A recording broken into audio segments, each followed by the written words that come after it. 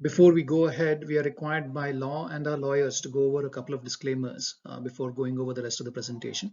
If you want to completely read through it, would recommend pausing the video and reading the disclaimer before proceeding. Thanks. Hey guys, this video is based on a question that one of my clients had asked me. He had a 401k account provided by Vanguard and wanted to find out how to maximize the returns that he can get from his 401k account. So I thought I'd turn that into a little bit of a generic video on how to maximize the returns that you can get out of your 401k account, given that your 401k account will probably have some constraints in terms of what funds or what ETFs can be invested using the funds in the 401k account. So hope this is helpful. So there are 4 steps to doing this. Now each of the steps is possible using publicly available data and websites. So I'm going to walk through this step by step. So step 1 is where you find out from your 401k provider all the options that you have in terms of your 401k investments, right? What you should be able to get from them is the symbols or the tickers associated with each of the funds. Step 2 is you try and find out what the efficient frontier for all those symbols are. Now, what do I mean by efficient frontier? I'll talk about that when I talk about that step in greater detail. Step number 3 is then you kind of take the funds that you identify from the efficient frontier, and then you rebalance on a certain frequency. You can rebalance annually, you can rebalance quarterly, you can rebalance monthly, and there's a certain optimal frequency of rebalancing that you can do given your bandwidth and given the optimality. And step number 4 is obviously, if you so for example, if you're deciding to do this annually, you need to spend the 15-20 minutes that it takes every year at the beginning of every year to rebalance as per the frequency that you have determined. Now in the subsequent slides, I will go through each of these steps in greater detail. Okay, so step number 1 is either go to their website or contact them and find out the tickers or the symbols for all the options that they provide you. It'll typically be a list of mutual funds in case of both Vanguard and Fidelity. Occasionally, they may allow you to invest in some of their ETF products as well. But try and be as comprehensive as possible in terms of getting that list of ETFs and funds and securities that you can invest in. Okay, so on to step number 1. So for step number 1, you need to go into this website called portfoliovisualizer.com. Now I've mentioned this website very often in my blogs, and it was a very useful site for me as I started along my algorithmic trading journey. So go to portfoliovisualizer.com and scroll down here to portfolio optimization and click on historical efficient frontier. Now, when you click on that, you should get a place where you have the efficient frontier on the top, and you can select this to say, okay, I want to enter tickers. And this here list is now where you can enter all the tickers that you found out from your 401k providers.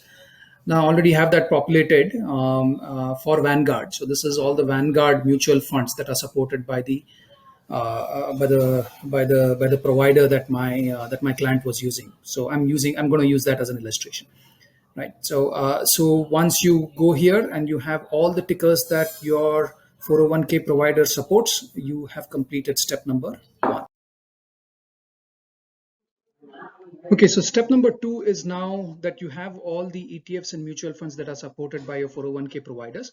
Step number 2 is finding out what the efficient frontier is, and I'll explain that in the subsequent slide.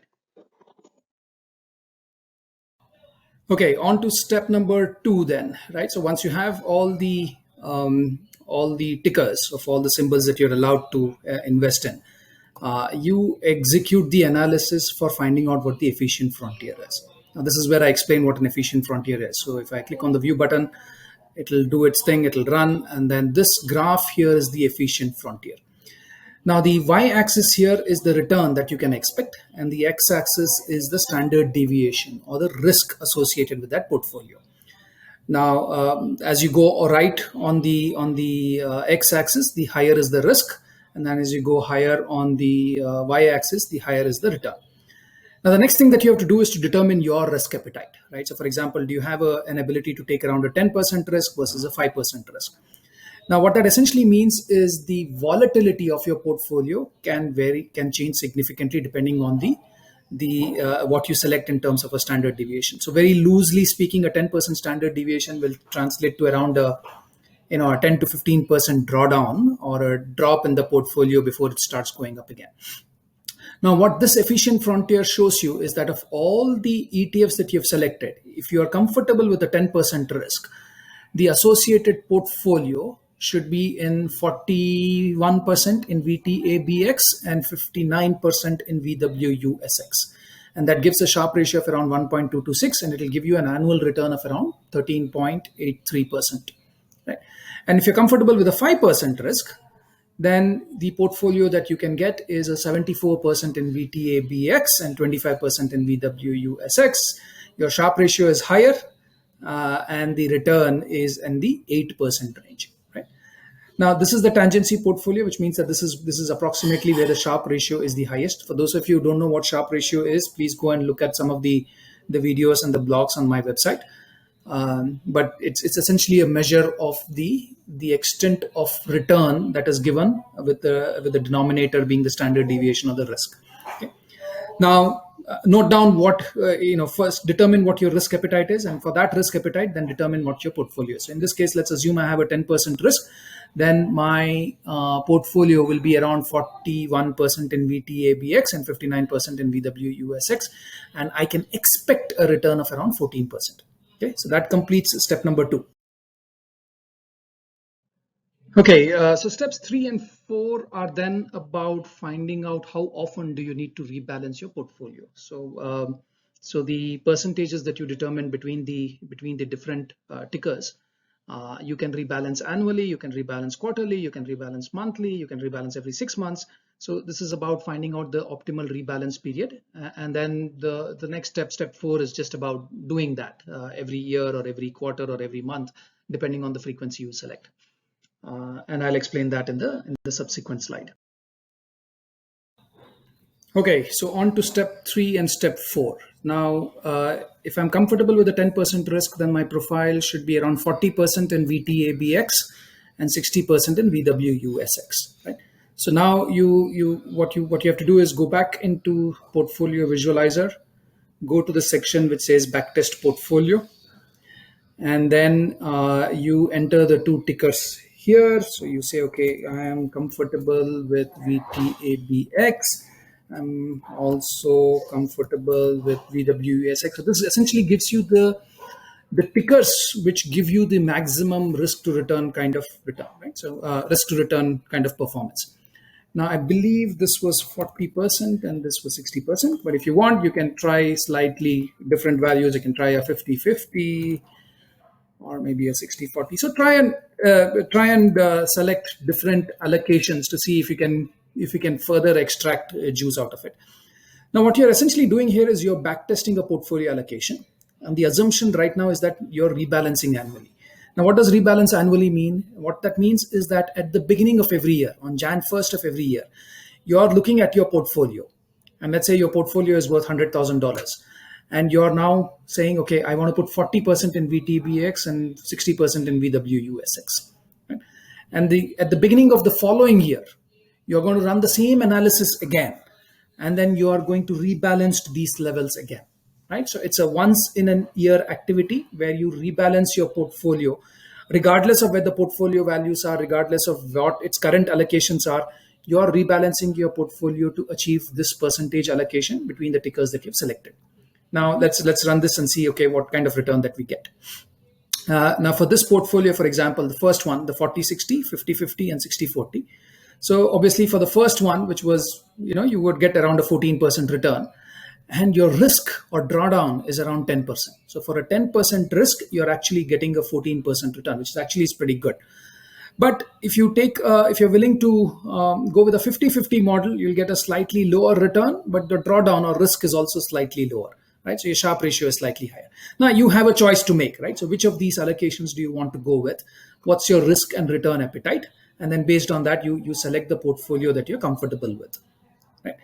Now, this is based on an annual rebalancing. Now, you can change this to say, okay, instead of rebalancing annually, let's say I'm comfortable rebalancing quarterly, which means a slightly higher effort on your part. So every 3 months, you're going in and you're rebalancing to these percentages. Now, if you do that, let's see what kind of results we get. It's around the same, not much improvement in results, right? So now let's try, maybe what if I rebalance semi-annually, right? So once in 6 months you analyze the portfolios again. uh, Not much improvement either. So you're comfortable then with an annual rebalancing. You don't need to rebalance very often. It's just effort, 30 minutes of effort that you need to spend. Now, in case of some of the other portfolios, you will find that rebalancing quarterly or rebalancing monthly may give you that slight improvement in return. Not a whole lot, but a slight improvement in return. Now you have to make the effort return trade off, right? Do you want to really go into your 401k accounts and rebalance on a quarterly basis, or you're just comfortable taking that half an hour effort once a year? So that's a decision that you need to make, right?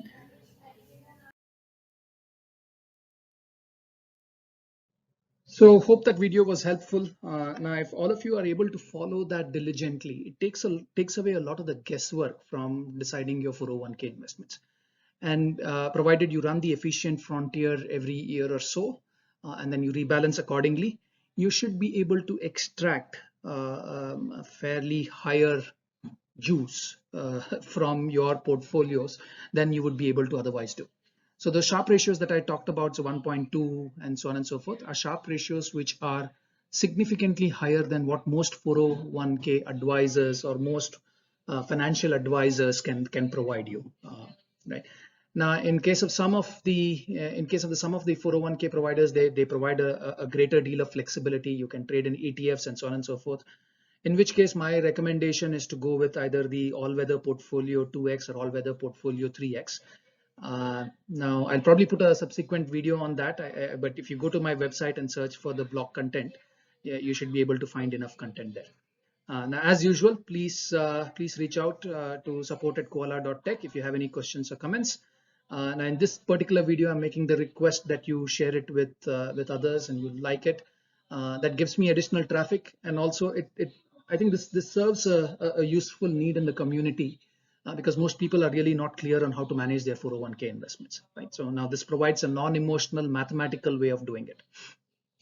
A little bit of a push for koala.tech. If you're interested in hiring an AI that can generate 40 to 50% return, visit us at www.koala.tech.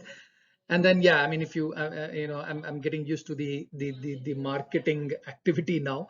So if you do quote this video and you're able to get a referral to one other person, we can get you $200 off on your subscription, and for $200 off for the friend that you bring on board with you. Okay. So hope this video was helpful. Again, request to like and share if you found the content useful. If you didn't, let me know. It's useful input for subsequent videos. Thank you.